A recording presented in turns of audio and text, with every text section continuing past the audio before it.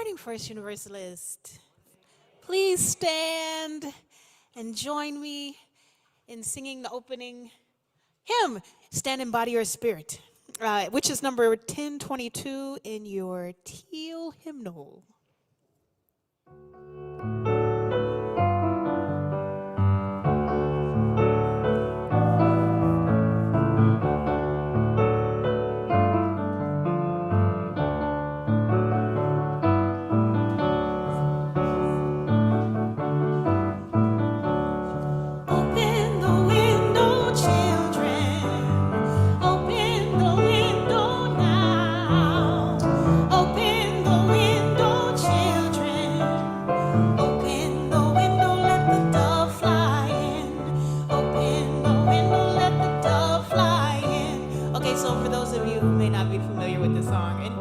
All of you are, but I've been instructed to teach it. So like this next section, there's like a verse, and then it's a call and response. So I'll do the first line, which is, Mama and Papa are fighting like snakes. Open the window, let the dove fly in. That's it. So then I'll sing another line, you sing the response, and then we go back to the chorus. You got it? And then at the that's all you need to know. Okay, here we go. Let's start at the verse.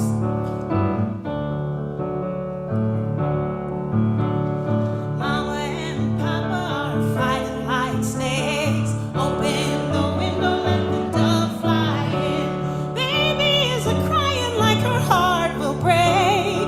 Open the window. Back to the top. Open the window. Open the window, children. Open the window now. Open the window, children. Open the window, let the dove fly in. Open the window, let the dove fly in. Neighbors lock their doors, build fences so high. Open the window. Don't see what's to discover on the other side.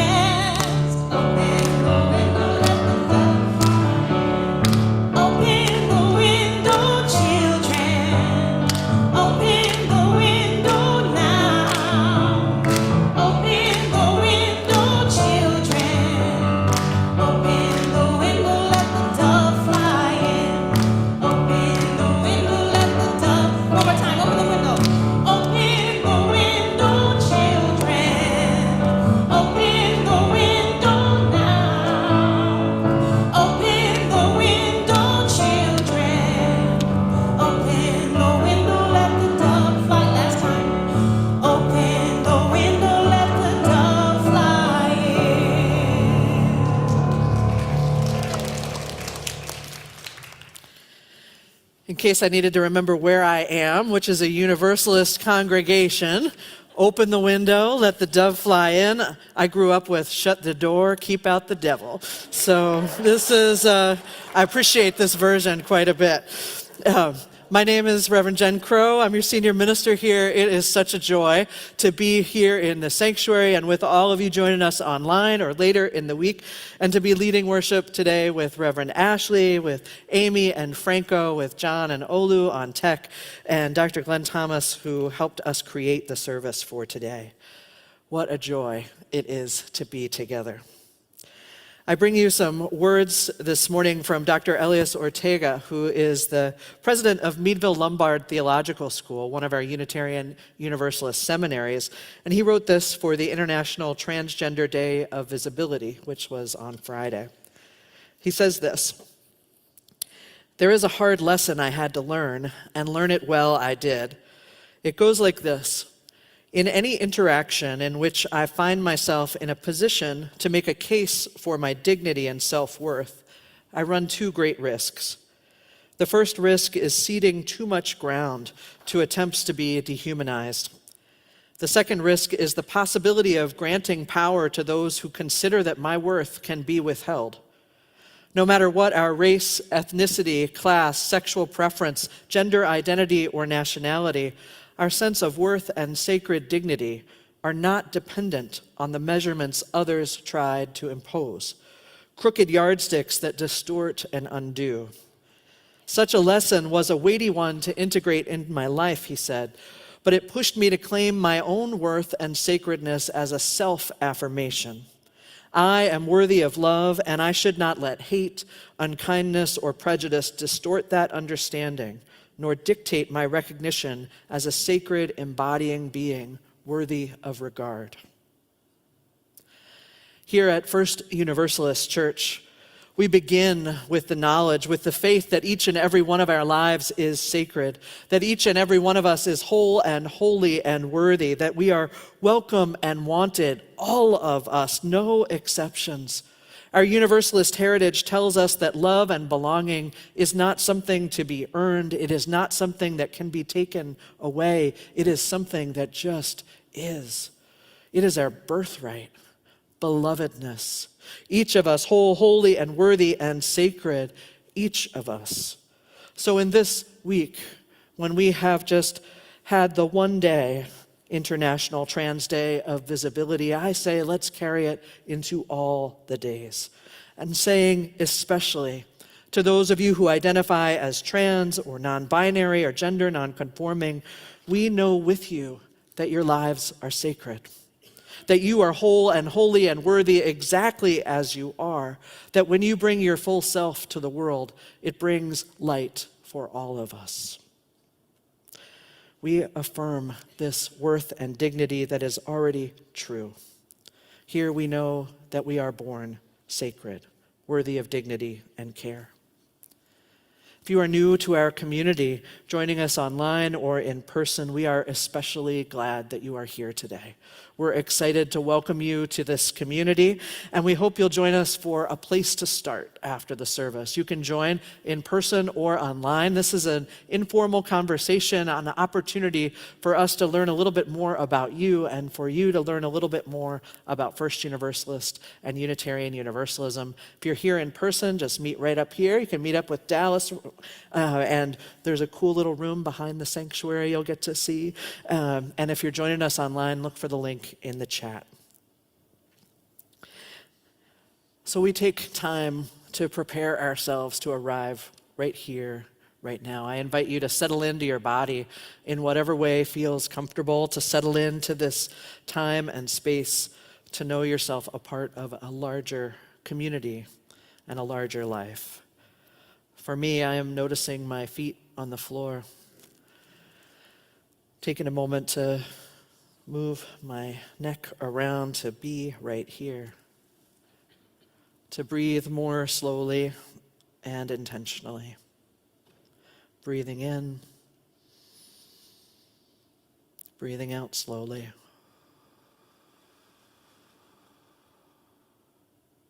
Breathing in, breathing out slowly.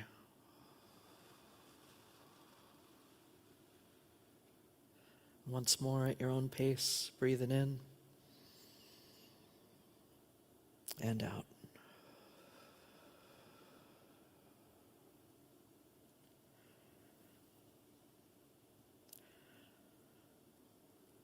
During the times when we needed to be apart, to care for ourselves and each other, when we sat alone in our homes, or dared to go outside to meet a friend or to move through the woods, and for some of us doing this still. We remembered the ways that we carried our loved ones with us. We remembered, as the poet E.E. Cummings wrote, "I carry your heart. I carry it in my heart."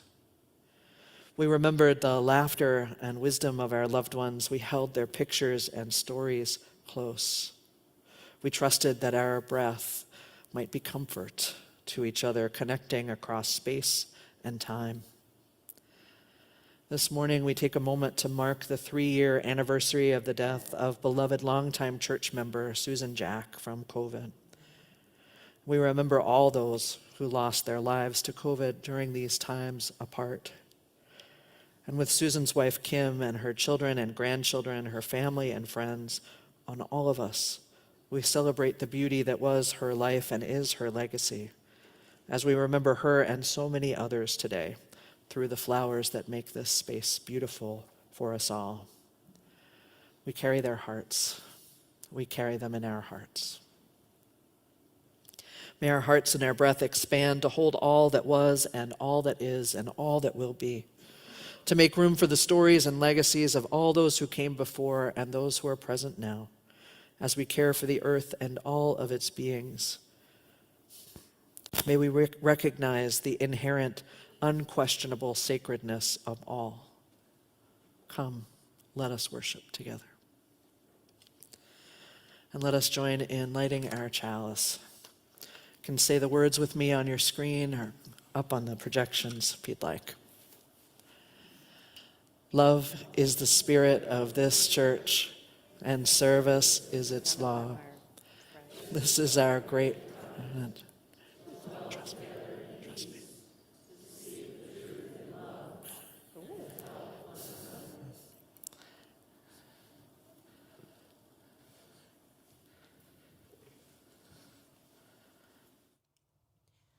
Our story for all ages this morning is entitled Little Mole Finds Hope by Glynis Nellist, illustrated by Sally Garland. Little Mole was sad. He lay in his burrow deep underground and put his head on his paws. Little Mole, whatever's wrong? Asked Mama. I just don't know, Mama, sniffed Little Mole, but I don't feel good inside. I'm sad. What you need is hope, Mama said. Hope? What's hope? Where do I find it? Little Mole asked. Come with me, Mama said, as she took hold of Little Mole's paw. Sometimes hope is hiding in the darkness. Sometimes it's hard to see, but it's always there. You just have to find it. Mama led her son gently out of the dark burrow up toward the light. But on their way out of the tunnel, Mama stopped. Do you see this bulb, Little Mole? She asked. Mama pointed to a bulb squashed in the dark earth. It was brown, wrinkled, and lifeless. It's dead, Mama, said Little Mole. No, my dear, Mama whispered softly. This bulb is not dead. Sometime soon, it will feel the warmth of the sun. It will begin to grow and push its way out of the deep, cold earth. One day, this bulb will become a beautiful yellow daffodil. Close your eyes, Little Mole. Can you see it dancing in the wind? Yes, Mama, cried Little Mole. I see it. I see it. That is hope, Mama said. Little Mole and Mama reached the top of the burrow where the sun was shining. Look up, Little Mole, Mama said. What do you see? Little Mole looked up. He saw woodpeckers sitting in the trees, but the branches were bare. They stretched out like skeleton bones silhouetted against the sky. "They're dead, Baba," said Little Mole. "No, dear," Mama whispered softly. "The trees are not dead. One day soon, buds will appear, and these branches will be covered in bright green leaves. Close your eyes, Little Mole. Can you see them dancing in the wind?" "Yes, Baba," cried Little Mole. "I see them. I see them." "That is hope," Mama said. Little Mole and his mama scurried along the edge of the woods until they came to Mr. Rabbit's garden. An old brown flower pot was lying on its side in the soil. Under the rim, something small and shriveled was hanging. "It's dead, Mama," said Little Mole. "No, my dear," Mama whispered softly. "This chrysalis is not dead. One day soon, the butterfly growing inside will burst out of her shell. She will spread her wings and fly among the flowers." "Close your eyes, Little Mole," said Mama. "Can you see her dancing in the wind?" "Yes, Mama," cried Little Mole. "I see her. I see her." "That is hope," Mama said. Little Mole and his mama went home. "I had a wonderful day today, Baba," Little Mole said happily. "Now I know that there's always hope, even in the darkest places." Mama smiled as she tucked Little Mole into bed, pulled his quilt up under his chin, and kissed him goodnight. And Little Mole closed his eyes and fell fast asleep, dreaming of yellow daffodils, green trees, and beautiful butterflies dancing together in the wind.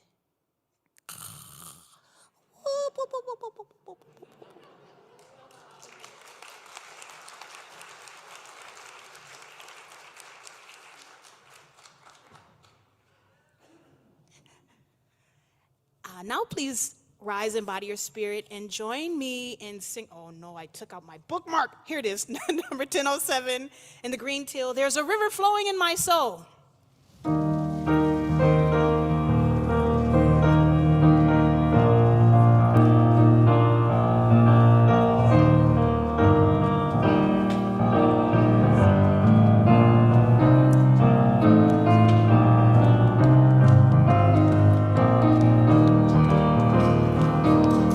There's a river flowing in my soul.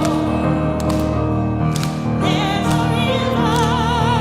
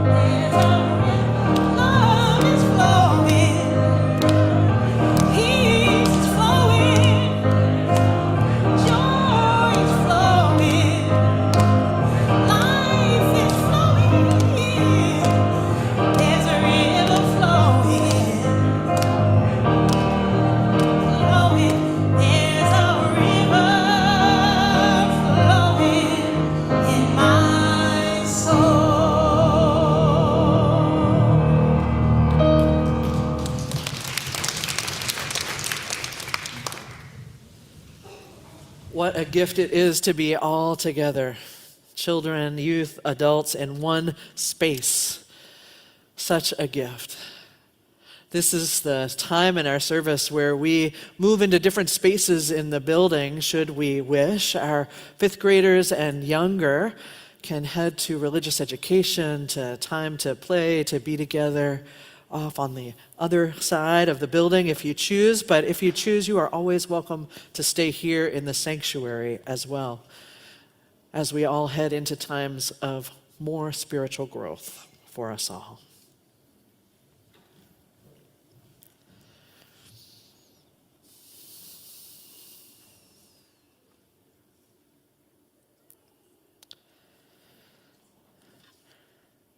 And I have a poem for us this morning. The Thing Is, by Ellen Bass.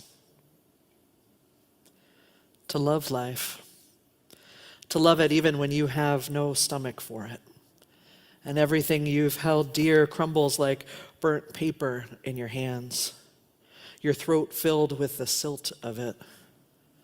When grief sits with you, its tropical heat thickening the air, heavy as water, more fit for gills than for lungs.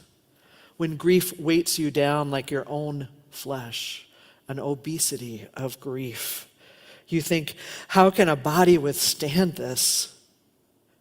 Then you hold life like a face between your palms, a plain face.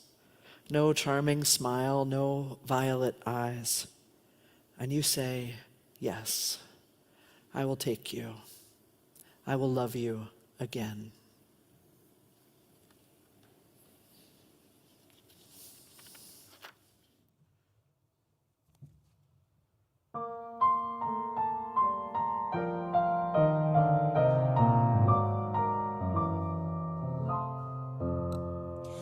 I was born by the river in a little tent. Oh, and just like the river, I've been running ever since. It's been a long time coming, but I know a change gon' come. Oh, yes, it will. It's been too hard living, but I'm afraid to die. 'Cause I don't know what's up there beyond the sky. It's been a long time coming, but I know change gon' come. Oh, yes, it will. I go to the movies and I go downtown. Somebody keep telling me don't hang around. It's been a long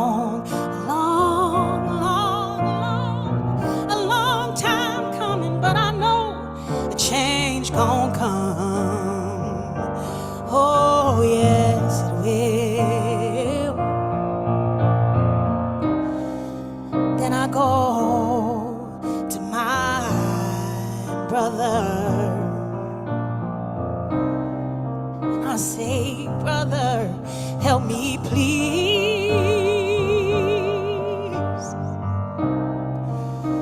But he winds up knocking me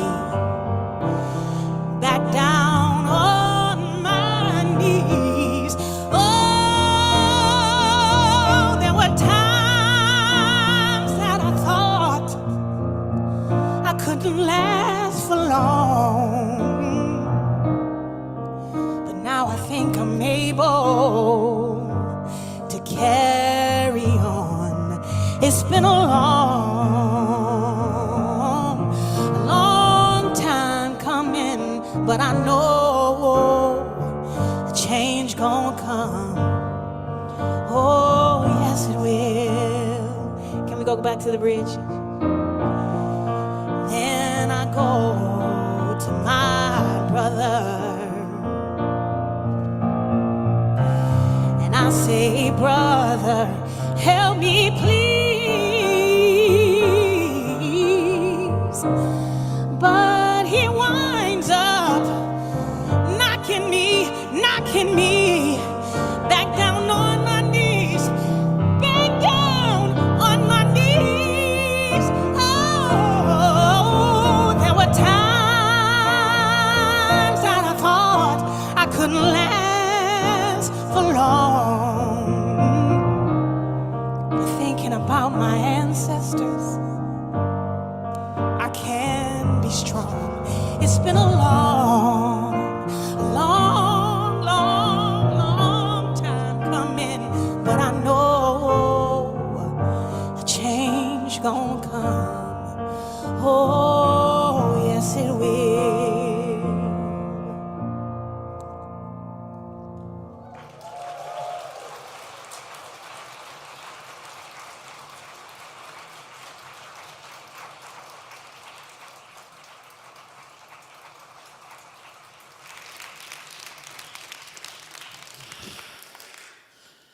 There's the message right there.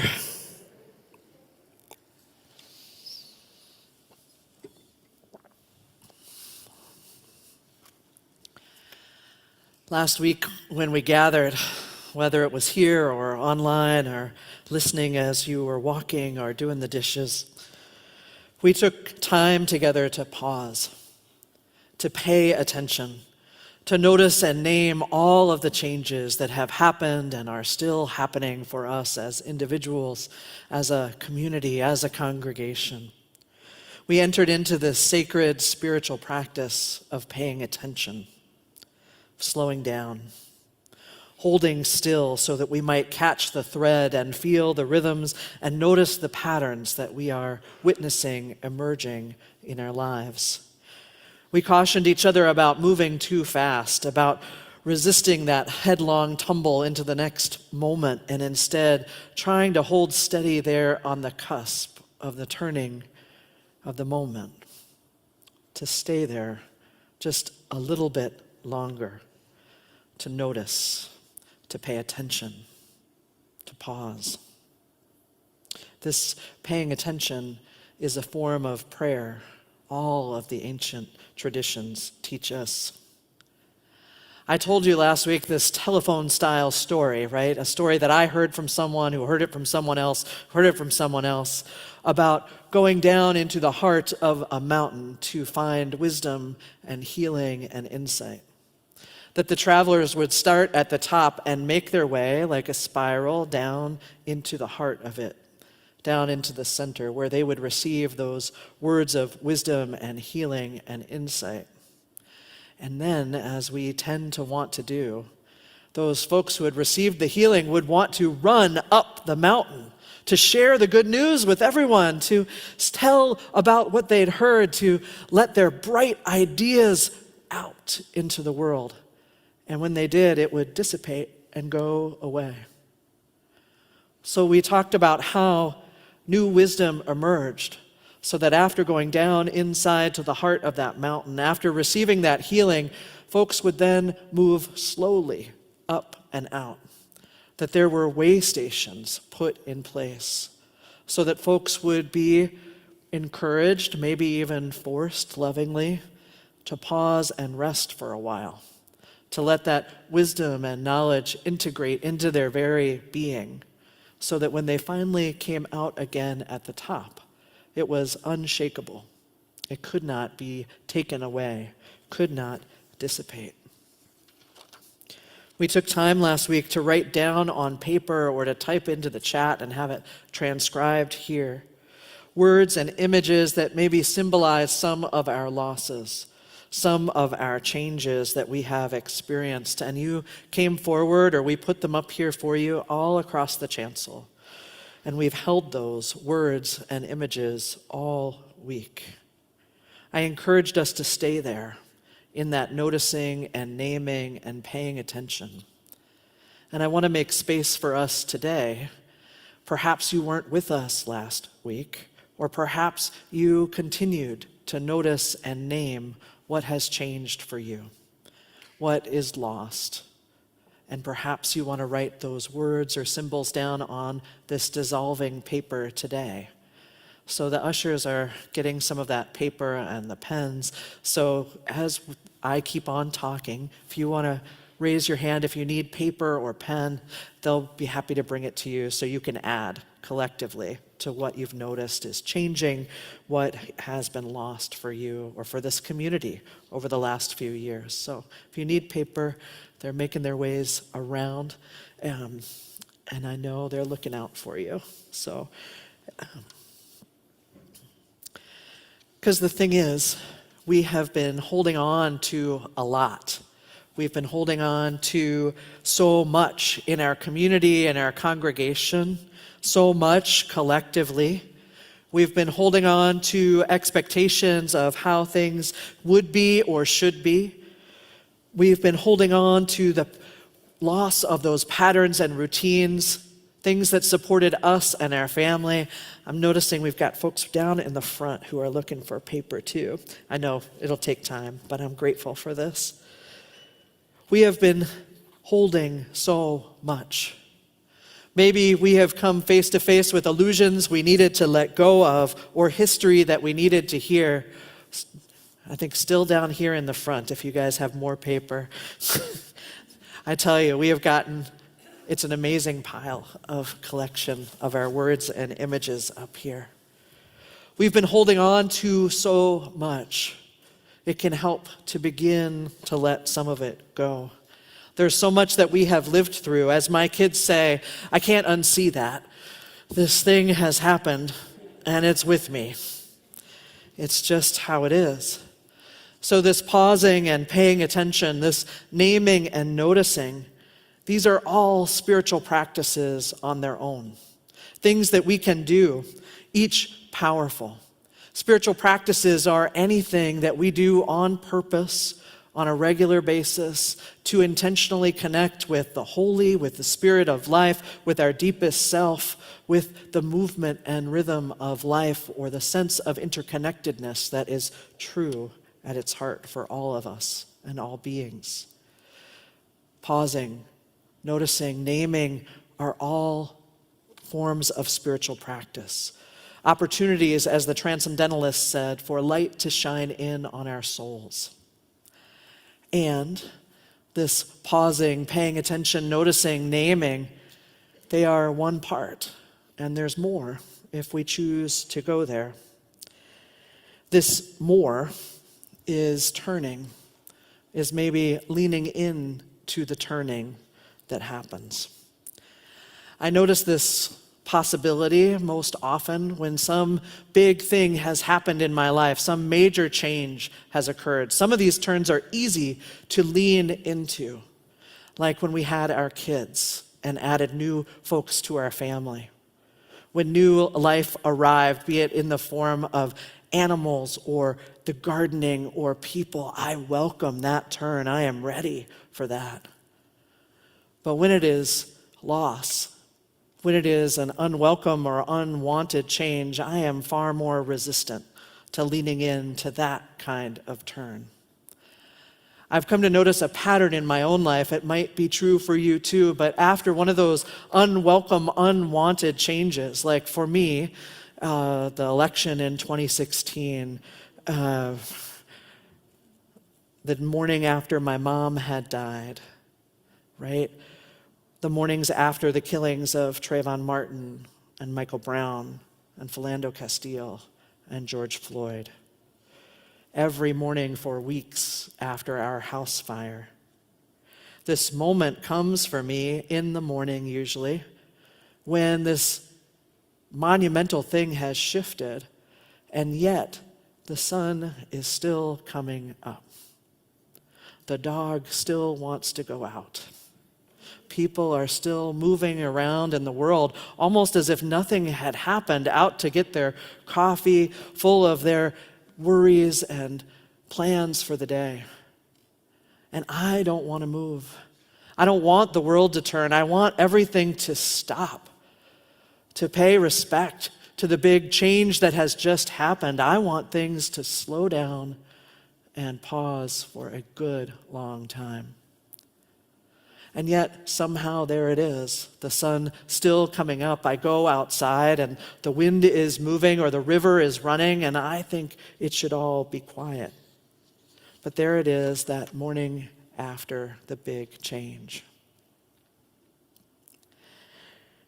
My mentor and friend, the Reverend Rob Eller Isaacs, said to me once after one of those times, using his kind of old-timey but still in-your-face language. "Is it beyond thee," he said, "is it beyond thee to turn with the turning of the seasons? Is it beyond thee to turn with the turning of the seasons?" Like I said, he was using his way of talking, but in my head, I heard it in my own language, and this is what I heard. Are you so different? Are you so different from all the world around you, so different from the people who have endured great hardship in the past, so different from the tulips and the bulbs that are somehow peeking out from the frozen ground by the side of the building? Are you so different from the river that is finding a way to run again?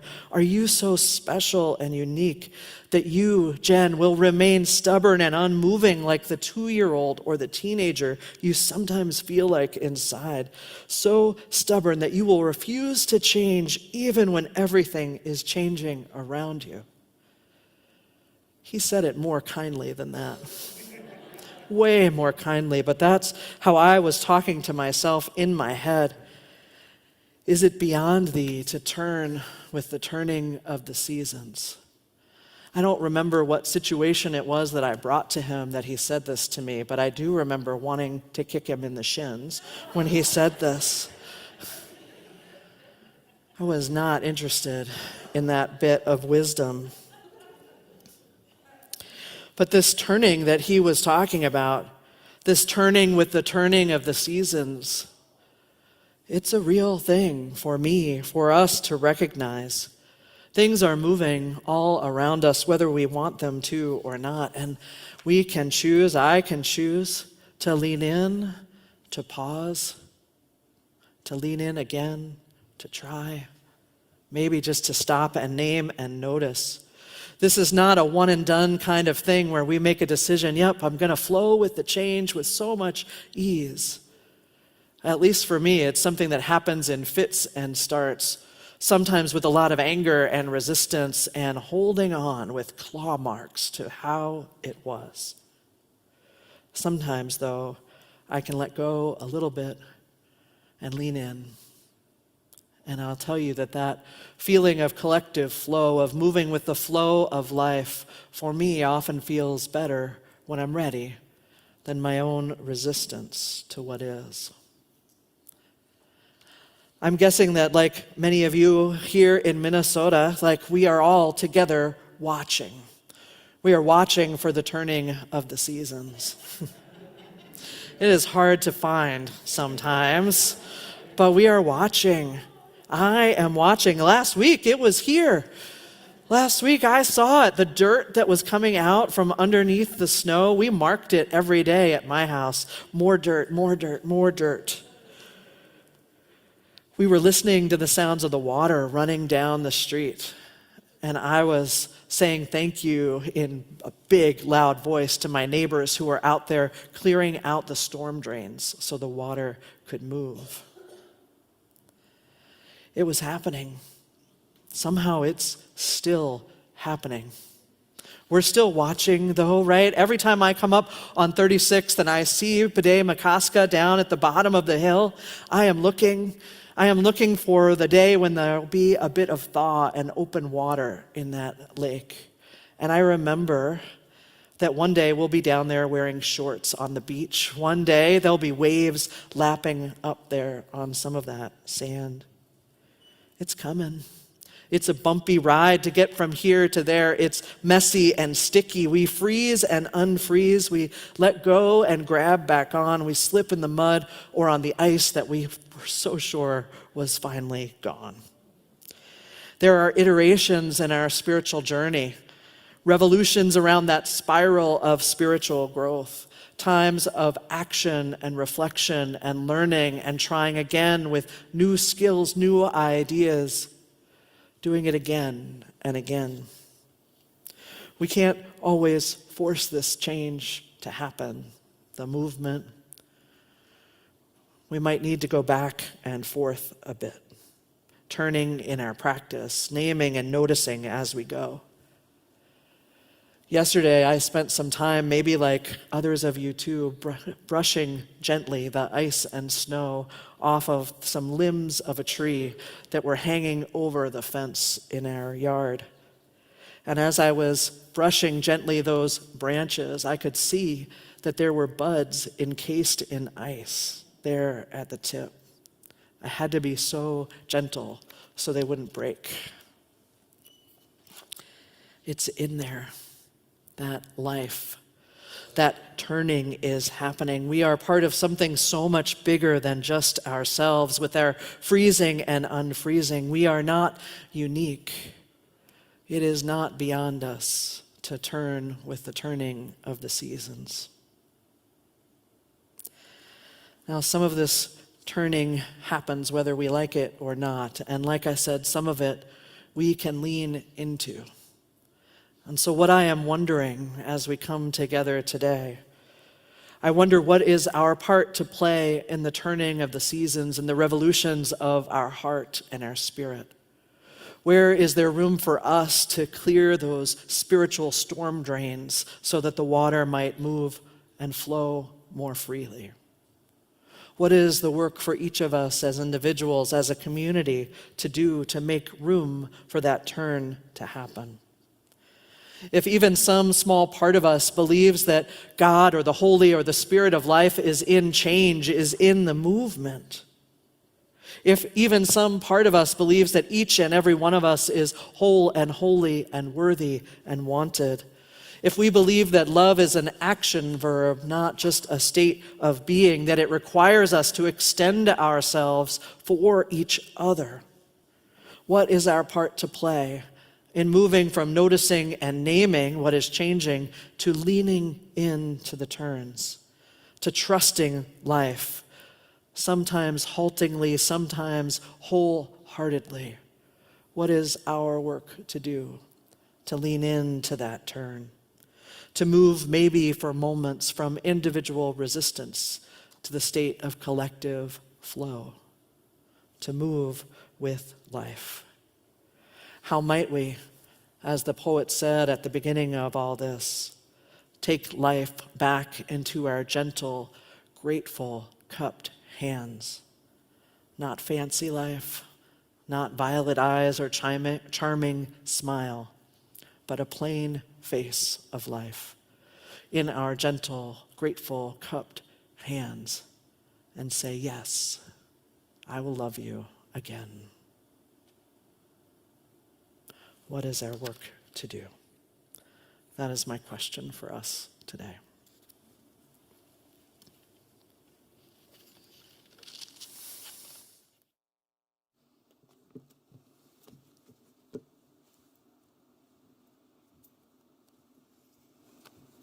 Isn't it good to have her back?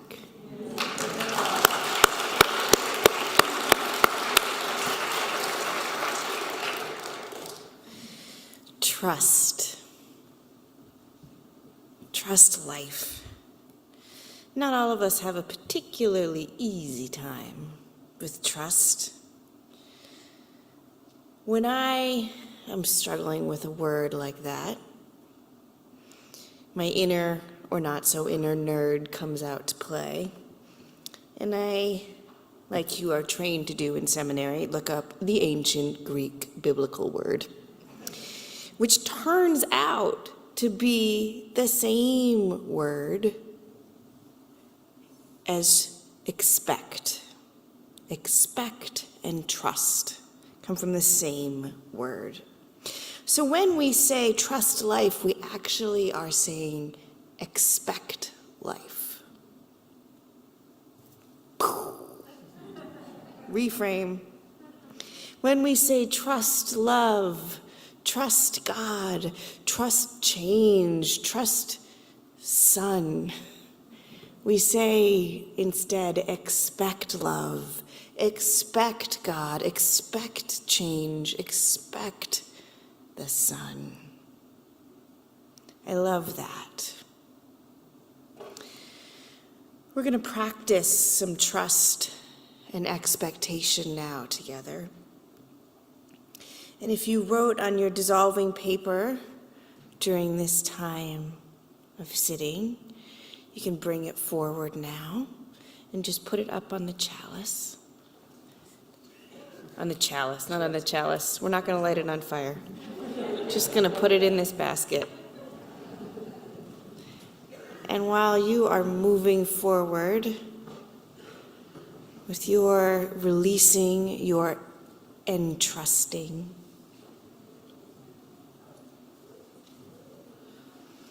you can also just start noticing your breath. Wow, we have a lot of letting go to do. This is impressive, you all.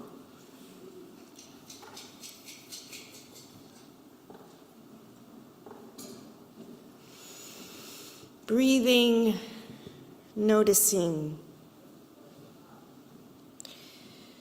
Breathing and letting yourself rest into the pew. Breathing and noticing that you are being held by that pew.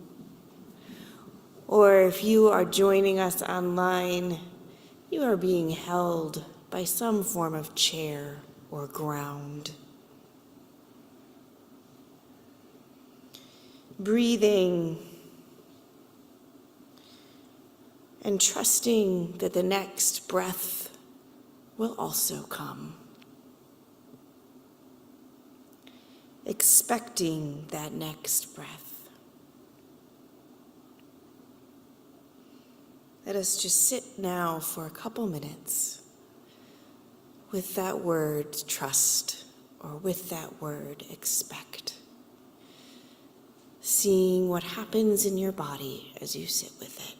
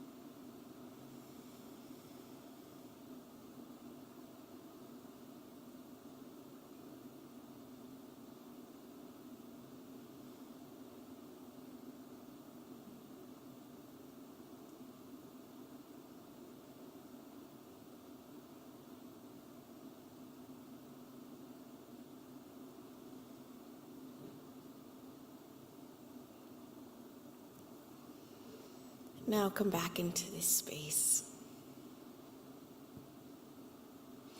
This morning when I got up before the rest of my family to have just a few sequential minutes of focus time, I did this practice, and into my mind popped an image of one of my great spiritual teachers, my toddler. Each night, her trust of sleep disappears. She claims, in fact, that she does not sleep. We have tried taking pictures of her while she's sleeping, to prove to her that yes, she does sleep. And we show them to her before bed sometimes when she's worried, and she says, "I was just pretending." The truth is that she does have a hard time releasing herself to sleep each night. But once she falls asleep, she is a deep, heavy, peaceful sleeper. So, lately we've discovered that she can trust sleep more easily when she's not alone. And just before she falls asleep, she has taken to touching my face when I'm lying right next to her, often with both hands, with her eyes closed, like she's trying to bring me with her into sleep. When one of her moms is lying gently next to her, she can trust and expect sleep. It turns out trust is a group project, or at least not an alone project. So right over here is what you have entrusted to our collective care for release. Oh, bonus, Vanna White.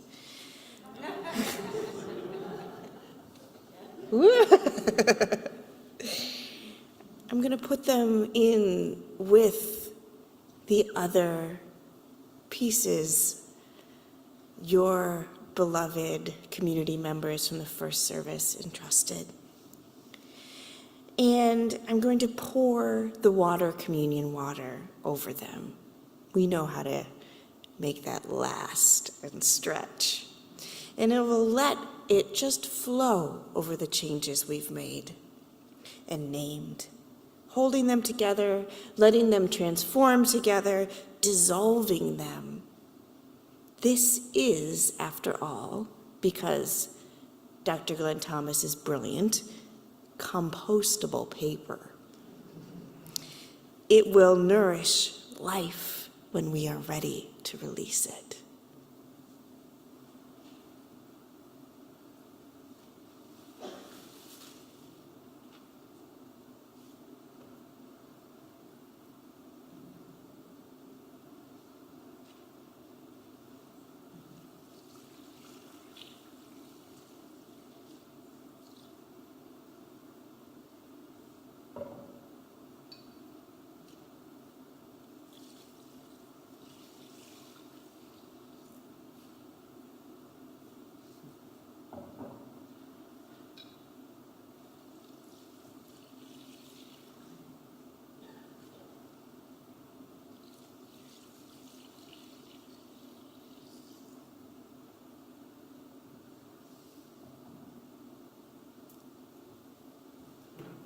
May it be so, and may we sing.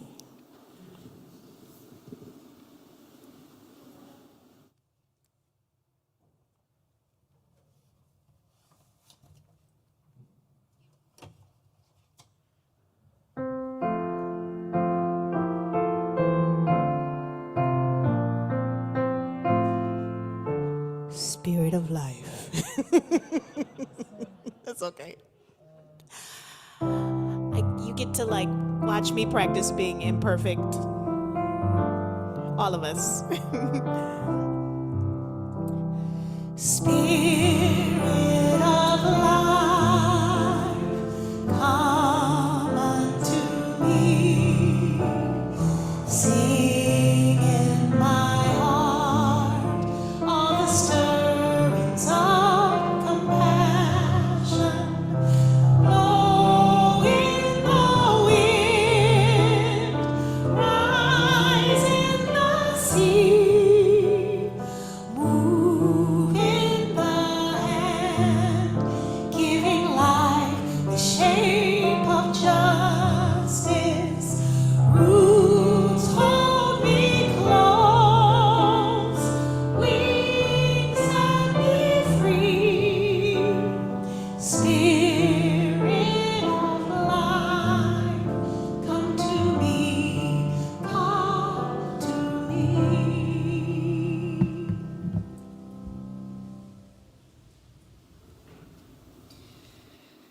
I kid you not, the word isolation was one of the last to dissolve on top.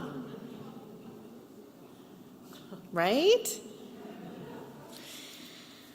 This is the time when we practice the antidote to isolation.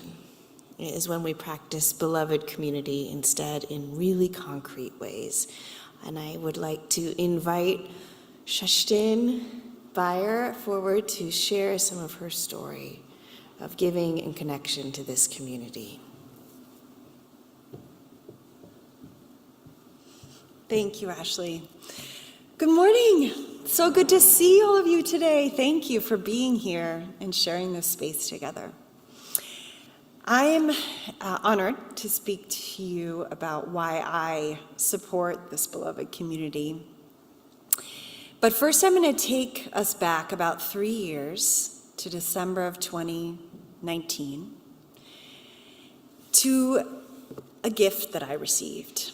It was a gift from a friend, a beautiful black bowl that was broken and repaired again with gold in the Japanese practice of kintsugi.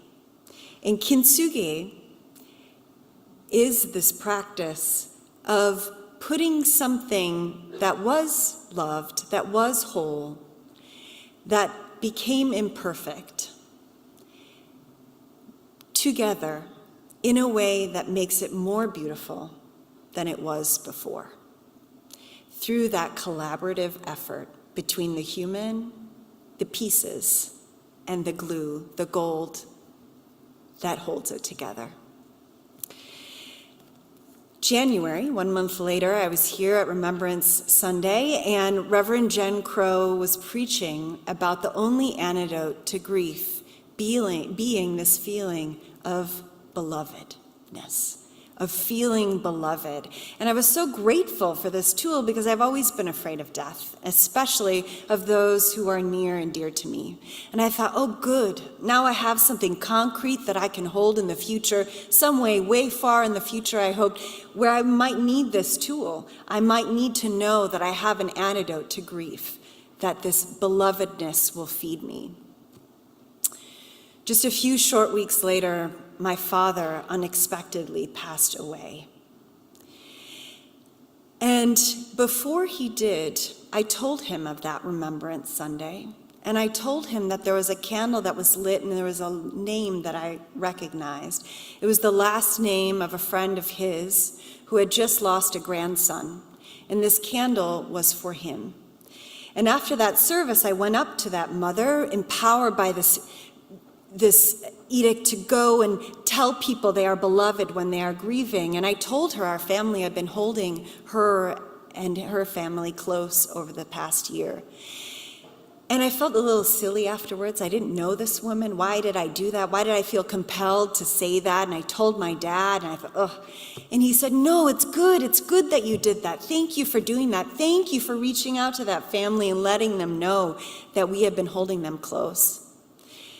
Well, those few weeks later, I was the one who now was on the receiving end as folks that I knew and didn't know, who my dad had touched, who I had only heard about, was coming to me with that love.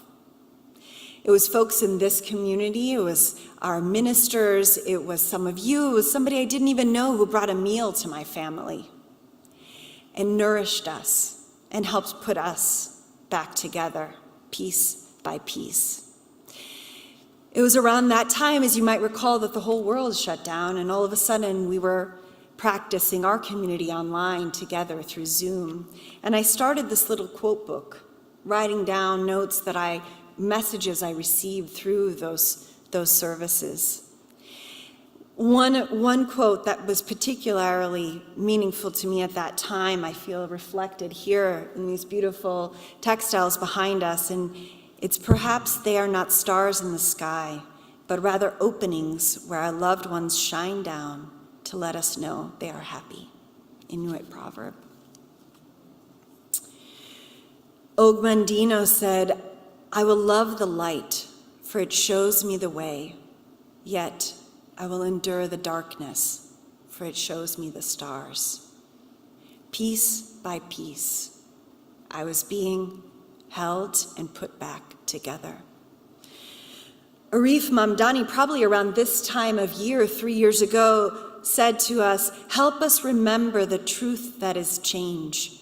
Help us remember that spring does not always come gently, but it always brings flowers. Jen Crow said to us, there are no other people's children. I felt that very deeply during that time as I was loved and held by other parents as I had lost mine. Reverend Karen Hutt preached to us, may our hearts be too tender of those of another country's skin, color, religion, etc., that we move as one human family, one love, where everyone is welcome, worthy, and wanted. May we hold these words in our hearts when we decide to go out again, knowing that we too are welcome, worthy, and wanted. Let us create that community together. I am honored to be a part of this community, a community that invites all people in, just as they are, all their broken imperfections, to feel loved and belong. I also appreciate being challenged, being asked to grow, being expected to join others in transforming our collective spiritual energy into action. For me, making a financial commitment is about reciprocity. It's about sharing our resources so we can both provide tangible nourishment and show gratitude for all that we receive. That we receive through song, that we receive through inspiration, that we receive through comfort, that we receive through joy. That we receive when we are broken, but that we all together harness our collective love to put us, each of us, back together. That gold, that glue that holds us individually and collectively together is that love, and I thank you all for it. Thank you.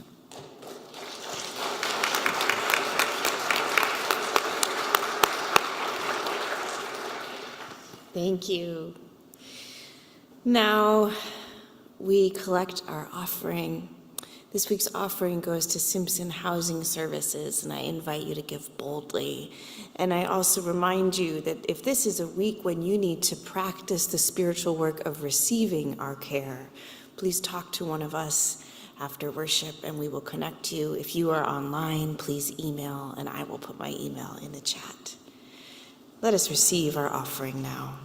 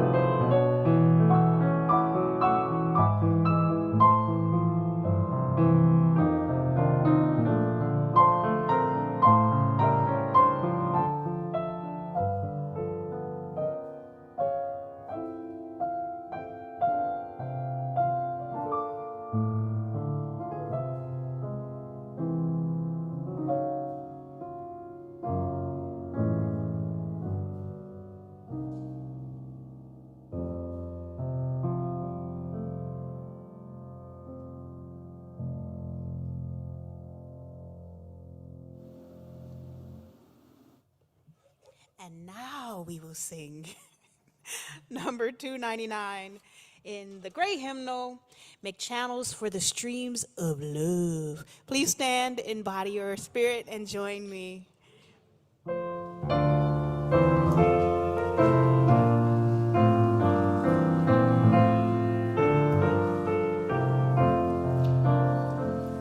Make channels for the streams of love where they may broadly run, and love has overflowing streams to fill them every one.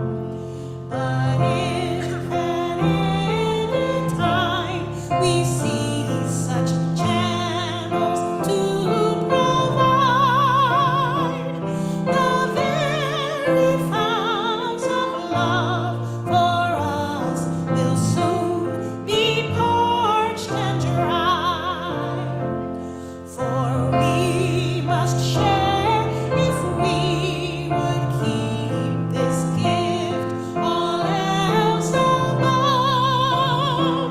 We cease to give, we cease to have, such is the law of love. May love flow freely for us in our lives. May we do the work of clearing out those spiritual storm drains of our hearts, that the channels of love might flow freely within, among, and beyond us. May it be so. Amen.